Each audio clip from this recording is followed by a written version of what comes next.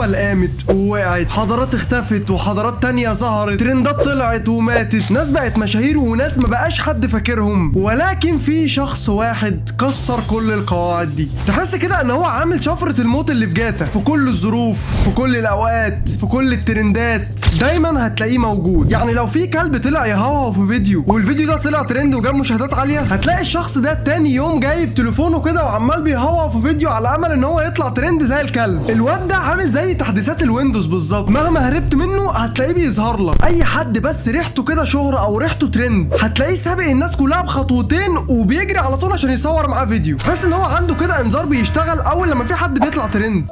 فاشل، بيئة، صايع، خطر. احنا بنحكم غلط على بعض في 7 ثواني. خد ثانية زيادة واحكم صح. مش بالشكل ولا بالأوصاف، اوعى تحكم على الكتاب من الغلاف. الناس أنواع وطباع وتفاصيل كتير، زي بصمة الصباع كل واحد غير. مش كل جواب بيبان من عنوانه.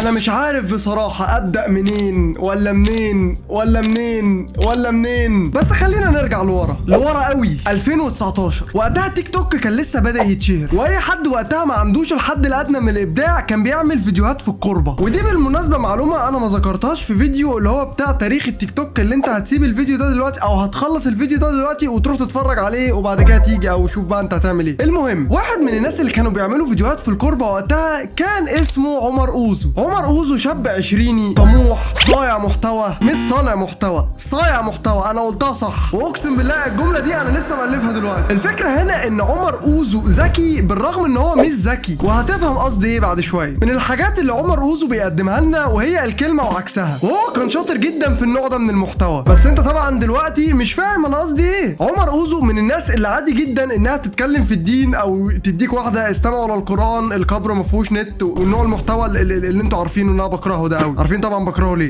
انما عادي في الفيديو اللي بعديه على طول تلاقيه ماسك واحده مفروض انها خطيبته وعمال يفعص فيها ويحضن ويبوس. انا مش عارف ليه يعني. ولما القضيه الفلسطينيه بقت ترند، عمر كان من اول الناس اللي ركبوا الترند ده. اول ما الناس بدات تتكلم طلع عمر وعمل لنا فيها المناضل وطلع السلاح وروح حارب لا مش هو اللي عمل كده، بس هو نفس الفكره يعني، هو شبهه.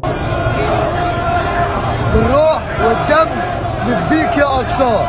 نزلنا مدينة نصر وقلنا هنقف وهنعملها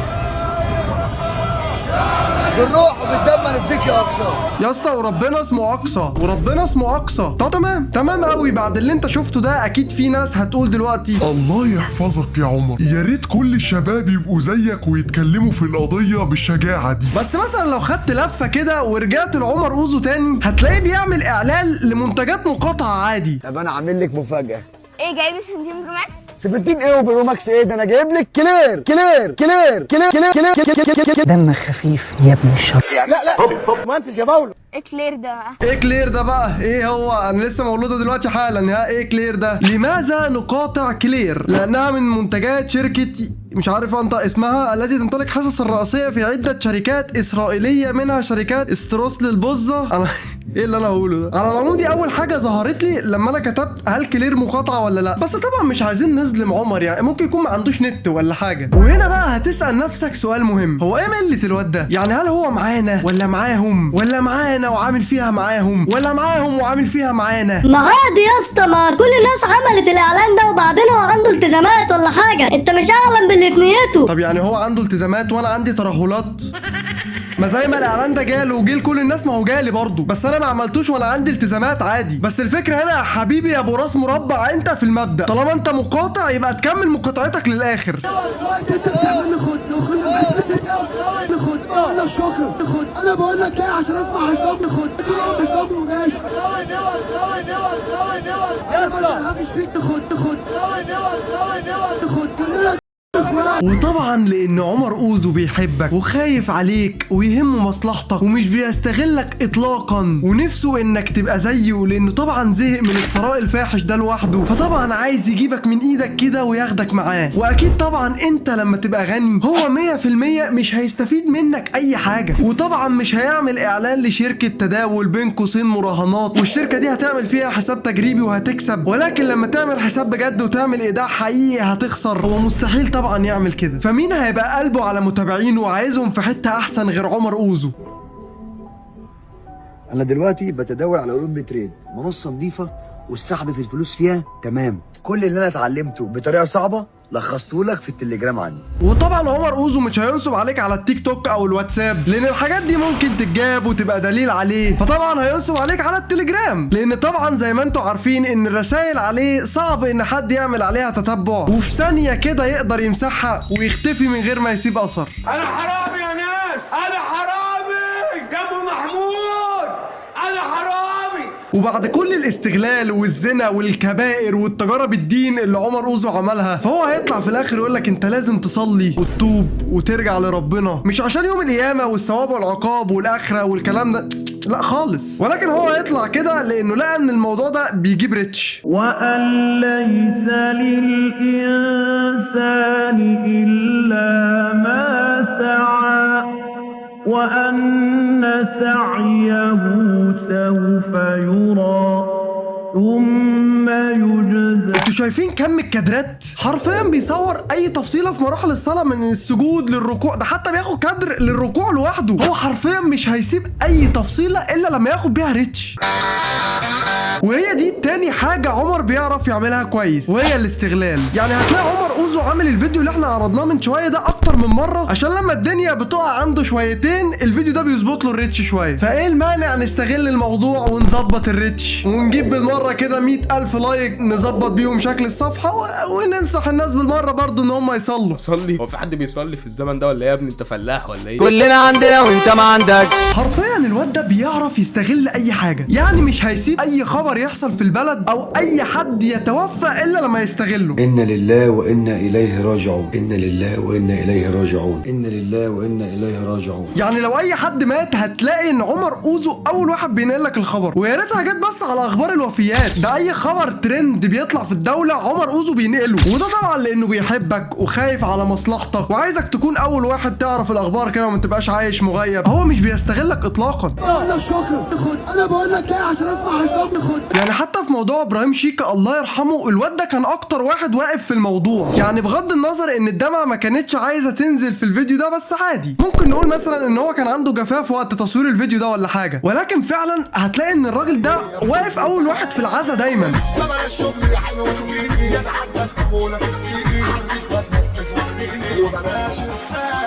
ولو شفت الصورة من بعيد هتقول فيها ايه؟ راجل واقف مع صاحبه حزين عليه والكلام ده، ولكن هتلاقيه في نفس اليوم بالليل طالع لايف هو وواحدة مصنفة نفسها على انها من الخضروات، وقاعدين طول اللايف يضحكوا ويهزروا، حاجة اخر مسخرة. يعني ايه الكلام الكبير اللي انا بقيت اقوله؟ من الحاجات برضو اللي عمر اوزو بيستغلها هي لعيبة الكورة، يعني وقت لما كان قفشة لاعب من ستريم وكل الناس والجرايد كانت بتتكلم عليه، وفي الوقت ده تقريبا يعني هو كان لسه جايب هدف القرن، وقتها عمر اوزو كان لازق له كانه ابن خالته، لكن دلوقتي عشان قفشة بقى لاعب عادي وما بقاش نجم زي الاول وبقى لاعب في الاتحاد، خلاص ما بقاش ليه لازمه عند عمر اوزو، ما بقتش حتى بشوفه بيتكلم عليه في ستوري واتس.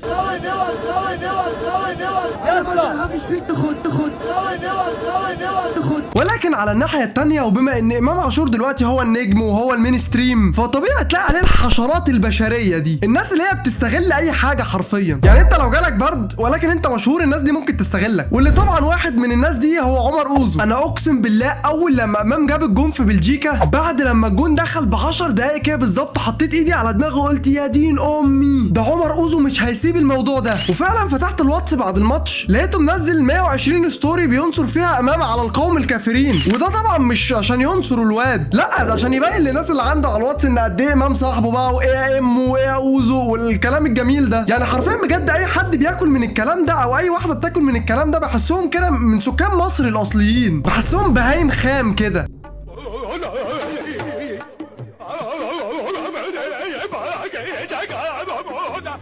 يا راجل ده حتى دعاء ليلة النصف من شعبان قرر ان هو يستغله ويطلع بيه ترند. يا اللي غلطت في حقي وقلت كلام مش فيا، اليوم اللي ربنا هيجيب لي فيه حقي ويتقبل دعواتي يا رب. اي حد قال حاجه عليا تترد له يا رب. انت واد معمول من ايه ياض؟ يعني انت عندك لحم ودم ومشاعر واحاسيس زينا، ولا بيجري جواك لايكات وكومنتات وحركه الاكسبلور وفيديوهات وهستغل مين النهارده والكلام ده؟ حرفيا عمر اوزو بيستغل الهوا. تقريبا البلد كلها دلوقتي قاعده بتتفرج على ماتش المنتخب، وبصراحه عندهم حق. احنا محتاجين اللمه دي ومحتاجين نقف في ظهرهم. بس تعالوا نركز في قناتنا. كل الناس بتسالني هو ازاي اوزو نعمل فلوس من التداول. تعالوا اوريكم لايف مباشر. يعني اكتر حاجه تعرفك قد ايه الواد ده غبي ان هو بيقول لك لايف او مباشر. انا النهارده قررت اخش 4 صفقات. تعالوا نشوف الصفقه الاولى مع بعض. دلوقتي الار اس اي فيها تشبع، والام سي دي فيها هبوط، فيها انقلاب يعني. وعليا النعمه انت ما تعرف يعني ايه ار اس اي ولا الام اي سي دي، ولا انا ولا اللي بيتفرجوا ولا اي حاجه. بس انت طالما قلت كلمتين انجليزي كده اغلب الناس البهايم هيفتكروا ان انت بتتكلم بجد، هياخدوك على محمل الجد. على فكره لما تتكلم كلمتين انجليزي انا فاهمك، على فكره قطع عليك والله. تقريبا البلد كلها دلوقتي قاعده بتتفرج على وبصراحه عندهم حق. يعني يا راجل مش عايز تحل اي حاجه، حتى ماتش المنتخب عايز تطلع منه بمصلحه؟ يعني قررت تستغل الموضوع كده وترمي لنا اعلان مراهنات على الماشي؟ مش عايز تعدي يوم فري خالص؟ يعني حتى لو جينا بصينا على اعلى فيديو جايب فيو عنده في الصفحه هنلاقي الفيديو ده. سمعكم مننا اغنيه جميله جدا جدا. بسم الله الرحمن الرحيم. طب انا دلوقتي على جنابه عايز اسمع القرآن ولا ما ينفعش؟ ده الغلب اللي انا فيه ده يا ربي. وهو طبعا دلوقتي اتصدم. شايفين حتى ملامح وشه مصدومه ازاي؟ يعني شايفين الصدمه كده على ملامح وشه؟ اقسم بالله العظيم عايز يضحك. موضوع منك ومن اشكالكم. يعني انت يا اسطى ايه علاقتك بالاسلام؟ يعني انا نفسي افهم. يعني هل انت مش مكمل؟ خلاص انت خلصت كل الكلام اللي انا ممكن اقوله خلاص. قبل بس ما اقفل الفيديو كنت عايز اوضح ليه الواد ده ذكي وفي نفس الوقت مش ذكي. الواد ده ذكي عشان بيعرف يطلع ترند. الواد ده فعلا صنايعي ترندات ودي حاجه انا اشهد له بيها. ولكن هو مش ذكي عشان ممكن يطلع ترند بطرق عكس بعض. يعني ممكن يمسك مصحف في فيديو يقول لك اسلامنا ضاع، والفيديو اللي بعده بيرقص هو وشموسه على البحر، فانت مش هتفهمه. شموسه فين ايامك يا شموسه؟ يعني يا عمر يا اوزو ما ينفعش تعمل فيها ان انت خايف على القضيه وراجل مناضل والكلام ده، وفي نفس الوقت تعمل اعلان لمنتجات مقاطعه. ما انت يا اما تكون هنا يا تكون هنا. بس كده، لو الفيديو عجبك ما تنساش تعمل اشتراك في القناه، ولو ما عجبكش انزل اكتب لي في الكومنتات هو ما عجبكش ليه عشان اعمل لك بلوك من الصفحه. وبرده ما تنساش تعمل لايك وتيجي على الانستجرام وتيجي على قناه الواتساب عشان بنزل عليهم حاجات هناك مفيده. يعني يا ريت تيجي. ولو عندك موضوع عايزنا نتكلم فيه انزل اكتبه تحت في الكومنتات. وبس كده، كان معاكم شادي جن. اشوفكم ان شاء الله في الفيديو الجاي. سلام.